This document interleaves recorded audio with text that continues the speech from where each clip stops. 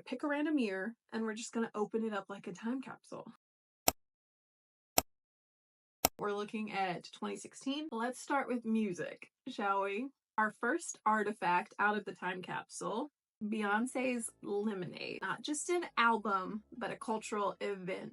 2016 was a pretty big year for Beyoncé, and unless you were living under a rock, you likely remember when Lemonade dropped. Even me, who was hyper religious at this point and was not consuming a lot of secular content, I still remember when Lemonade dropped. I still remember Becky. Where is she? Who is she? Why is her hair so great? Who does she think she is? I still remember all of that. Let's set the stage. So it is Super Bowl Sunday. And it's not just any Super Bowl, it's the 50th Super Bowl. So it's a big deal. And Beyoncé is performing. And she completely blows minds as she both drops the single formation and performs it.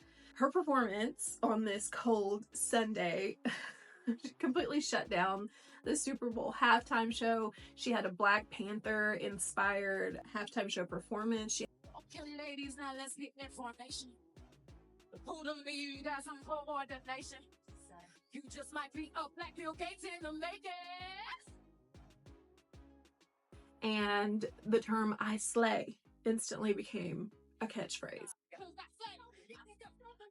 all across America. And I will give a quick sidebar to that. Actually, the term slay originated in Black and Hispanic LGBTQ plus ballroom culture, which is interesting. That's actually where that comes from. The term "I slay" or "you slay" or all that comes from brown, queer ballroom culture. And then Drag Race made it popular, and then Beyoncé cemented it into like the zeitgeist of like general slang.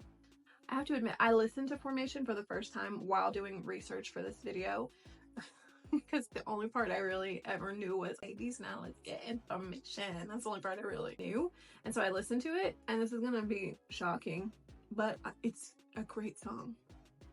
Isn't that crazy that here I am in 2025 discovering songs from basically 10 years ago, and I'm like, have you heard this new Formation song?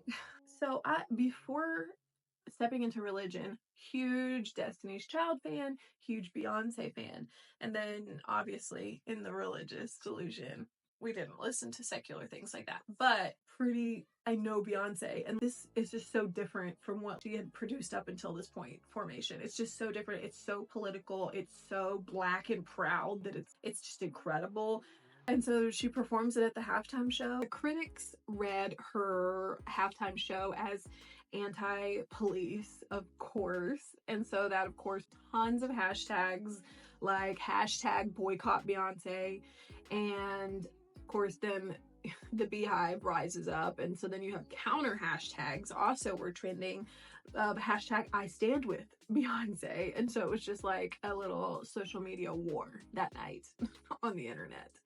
And Beyoncé, for the most part, largely just shrugged it off, saying that her art was misunderstood. And then she just carried on leading this cultural conversation that she had started.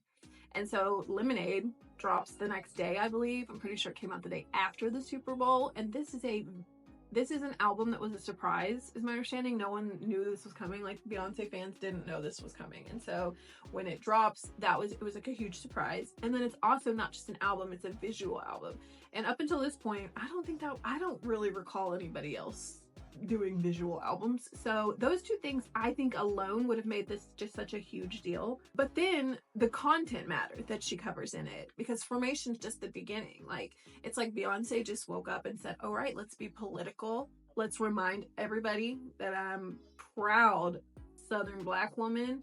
And then she also airs out marital issues, what it's like to be a Black woman in America, the people you would expect to be upset about such a display of Black pride, of apprehension from the police, of all these things. The people you would expect to be mad, they were very mad. The people you would expect to love it, they loved it. The craziest parts, though, of Lemonade to me would be when the whole the internet sometimes, so when someone does something wrong, you can't be vague. If you come on the internet being vague, you are arming your audience to go and find people that might be who it is. And so that's kind of what happened here. We heard about Becky with the good hair. We found out Jay-Z cheated on Beyonce with her.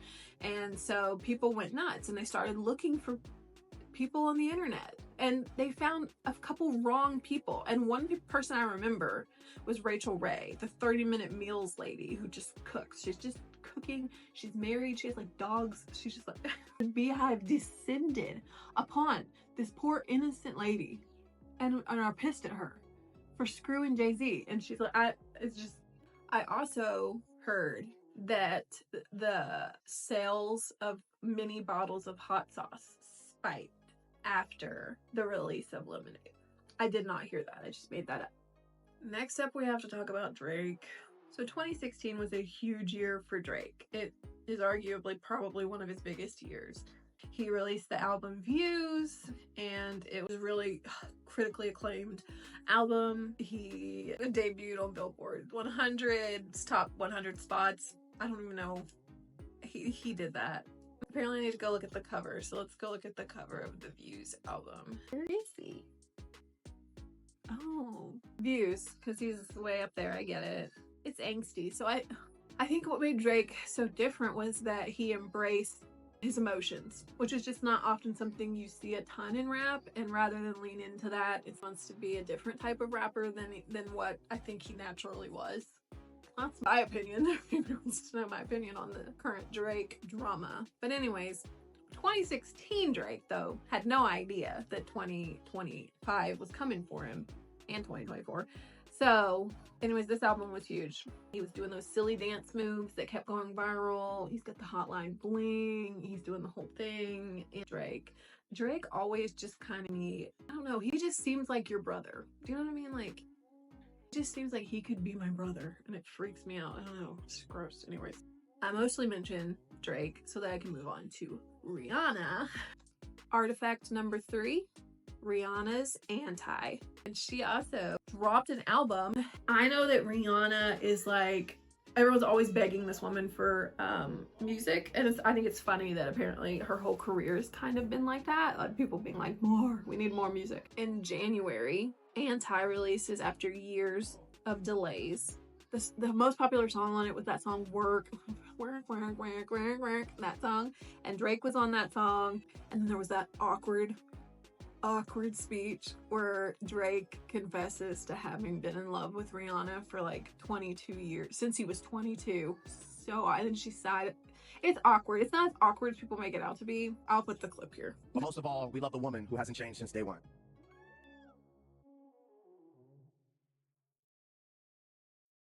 She's someone I've been in love with since I was 22 years old.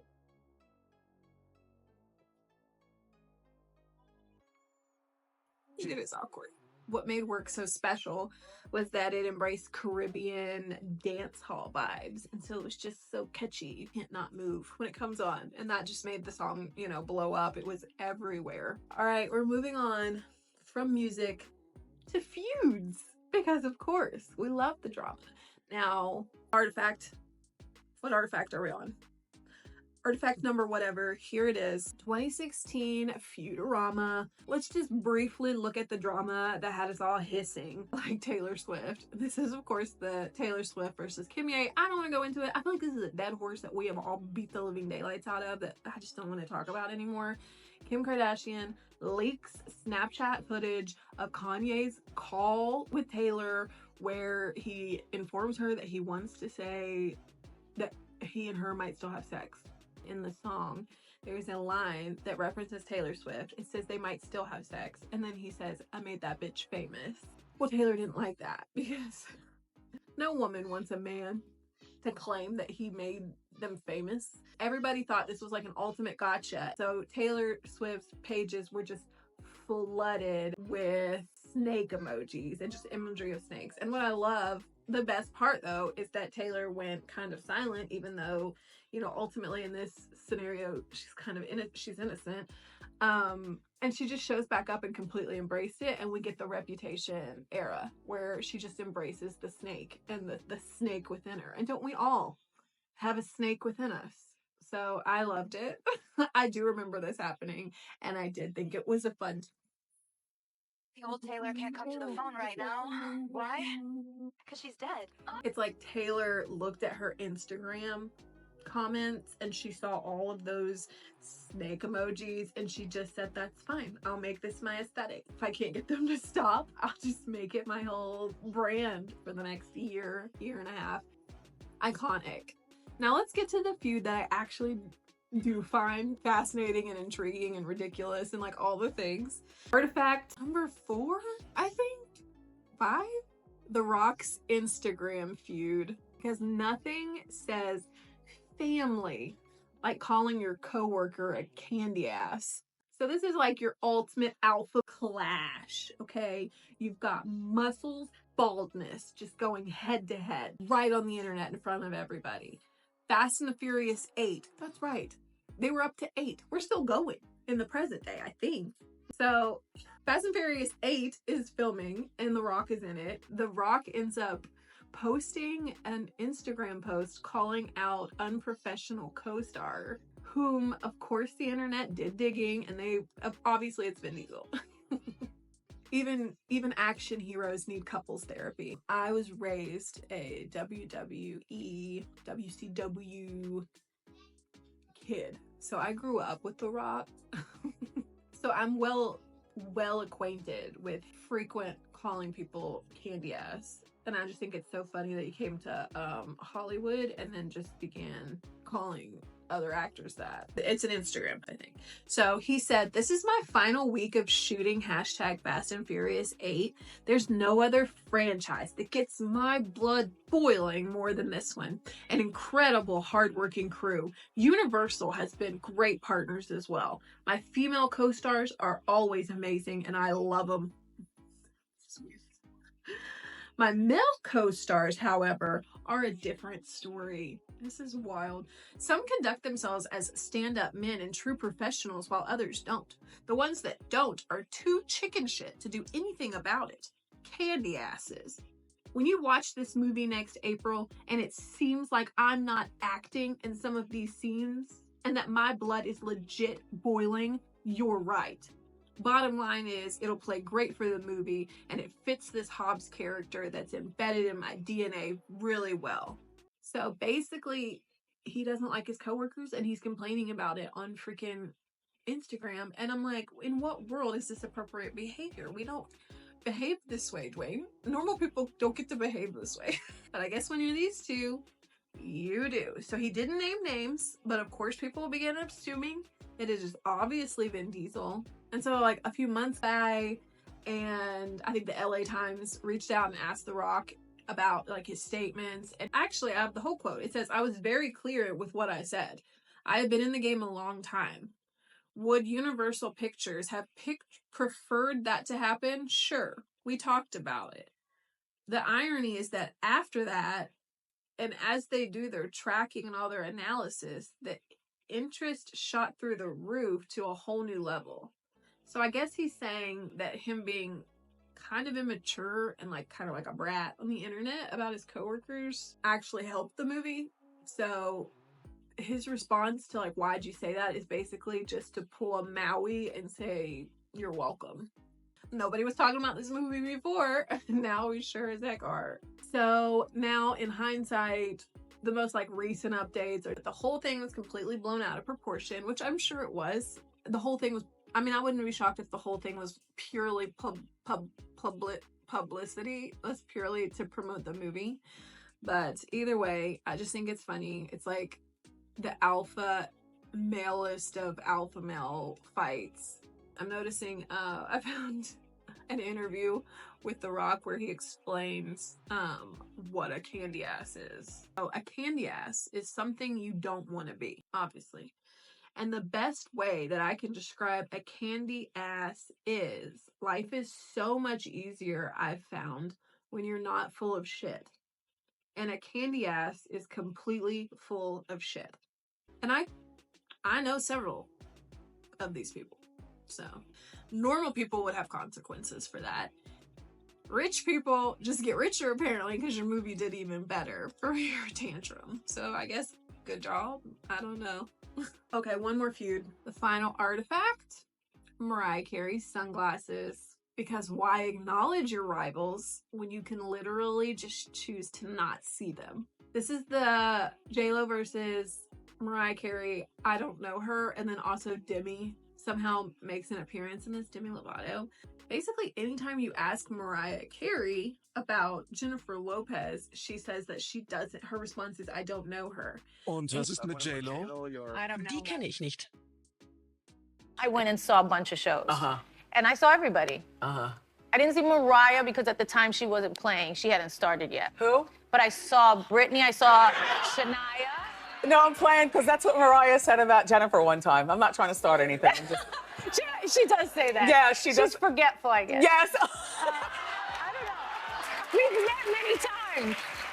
I don't know. I don't know her that well. Going trend, and Mariah Carey refuses to acknowledge Jennifer Lopez. And I remember back then people felt kind of sorry for J-Lo. They're like, why is Mariah being such a diva? You know each other. No. Okay. She says you know her.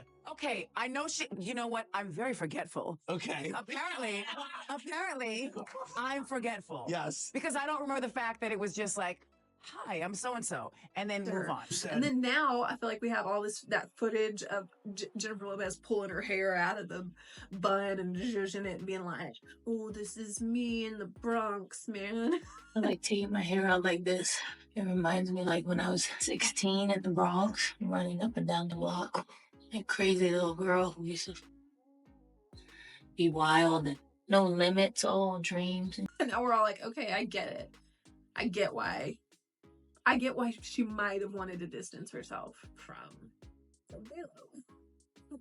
So in 2016, I guess Demi Lovato decided that she was going to come to Jennifer Lopez's defense. I'm looking everywhere for Demi's tweets, what she got so upset about. I want to know what put her, like, why did Demi Lovato choose to step into like 50-year-old's feud? What's happening?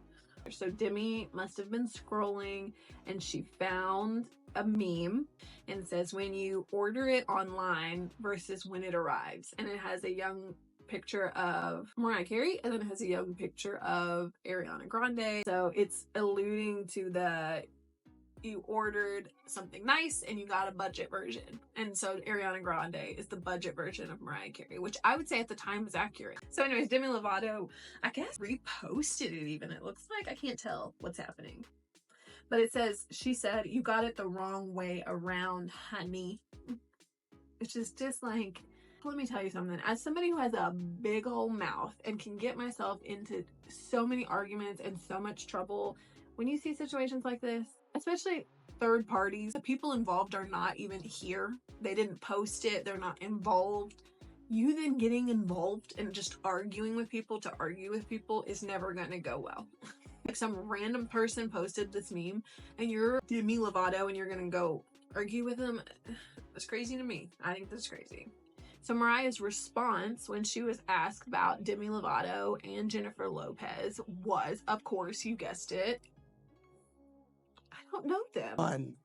Demi Lovato, I didn't know this. She kind of shaded you on social media. She made assumptions about Ariana Grande and she said, Mariah's a legend and she's so talented, but she disses people. It's nasty the way she treats Jennifer. What would you say to Demi? I don't know her either, and so I wouldn't say anything to her. And she should come up, introduce herself to me, say, here's my opinion. What do you think about it? That's how you handle okay? Yeah.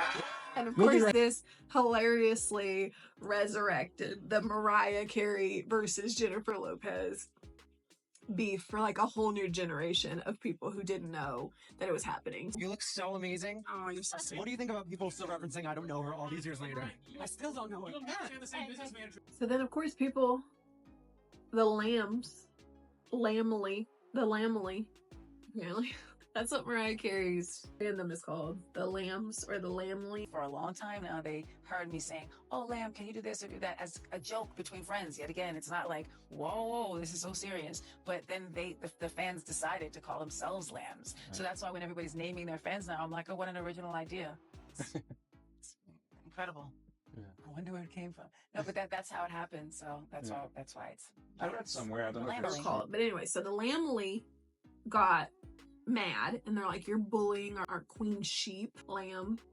And so she was accused of being a bully and of shading Mariah. And so she had to come back out and clarify her comments, and that she was accusing the legendary singer of being mean to other artists like Jennifer Lopez. So Demi's quoted as saying, I guess she tweeted, "Mariah is a legend and is so talented, but constantly disses people. It's nasty the way she treats Jennifer. Ari did nothing wrong."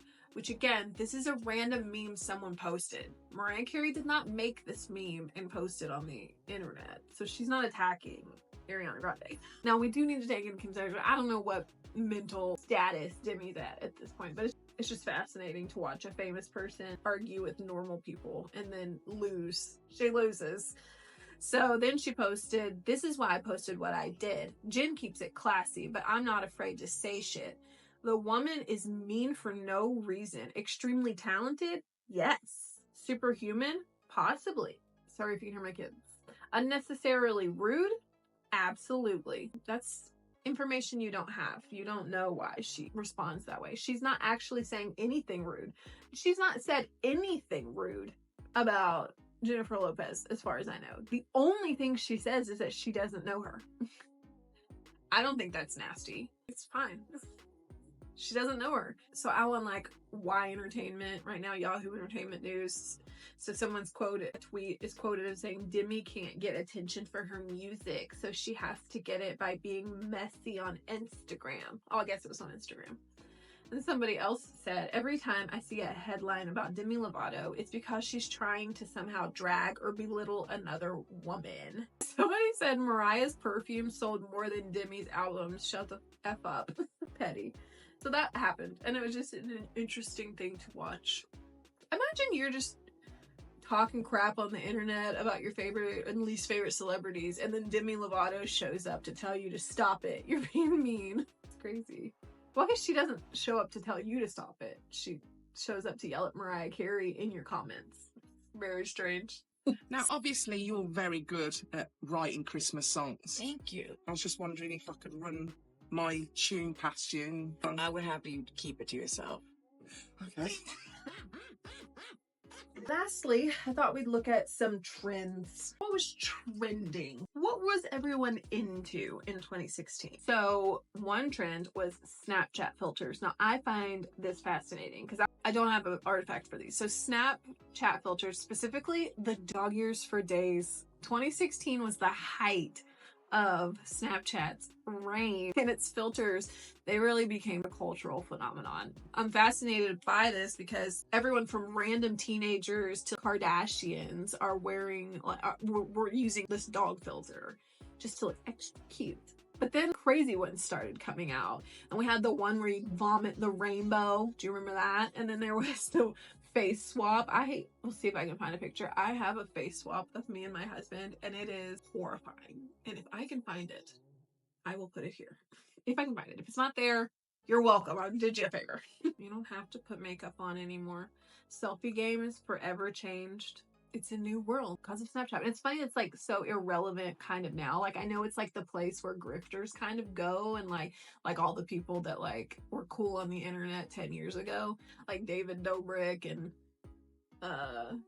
what's that guy with the kids, the McBrooms, all those people. So they're all still there on Snapchat, but it's not popping. Back here, it was still huge. It was really a huge thing. And I think the impact that it's had on culture is interesting. The impact that Snapchat had on culture, in that filters are so common now. It's weird to have no filters at all.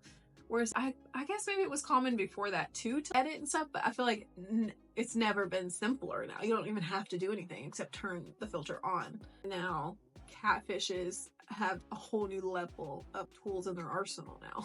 Another trend was dabbing. Dabbing has always made me feel so cringe.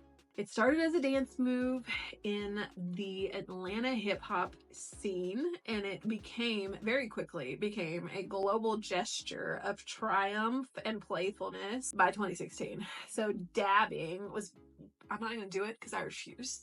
I have dignity. But it's basically posing or sneezing into your elbow, right? Everyone was doing it. NFL players dabbed after touchdowns. Kids dabbed in class photos. Hillary Clinton even dabbed on national TV, proving that the trend had truly peaked, if not completely jumped the shark. By the end of 2016, even your mom knew how to dab. Oh gosh, and it was just a super memeable move, and it was a memeable way to celebrate anything that was even remotely good. It became like a collective happy dance for people, I guess. It was short, it was sweet, it was a little silly, it was very much a flash in the pan. I think collectively we all agree it's cringe now, but back then it was popular. Do you remember the mannequin challenge? So it was part viral video fad and part actual cultural moment. The mannequin challenge, it had teenagers and pro athletes and grandmas alike freezing in place like a mannequin. That was basically it. You just go really still. This trend was so big that it's worth mentioning it. It's like a real life party activity. Like people would get together, like this would be an activity you do at your party before the party's over, is we must film a mannequin challenge video. By November of 2016, you couldn't go to a party or a gathering without someone yelling mannequin challenge and then everyone striking a pose. High school cafeterias, wedding parties, newsrooms, everyone was getting in on it. And when the Dallas Cowboys did it on a plane, and then Adele did it at a concert with the whole audience, that's when you knew it had gone to a whole new level. It was the closest we got to a literal pause button on the chaos of 2016, was a few still silent moments set to music. All right, that's what I have for you today. We have revisited 2016. We've looked at some of the things that I missed while I was busy evangelizing the world. If you hadn't subscribed and you would like to, and you enjoyed this video, please make sure you subscribe. It really helps out our channel. I know none of us subscribe to anything anymore, but it does help channels. And so I'm always trying to pay attention to who I'm not subscribed to that I watch all the time so that I subscribe. So if you enjoyed this video, make sure you subscribe, hit the like button. It truly helps. And I will see you guys later in the next video. Bye-bye.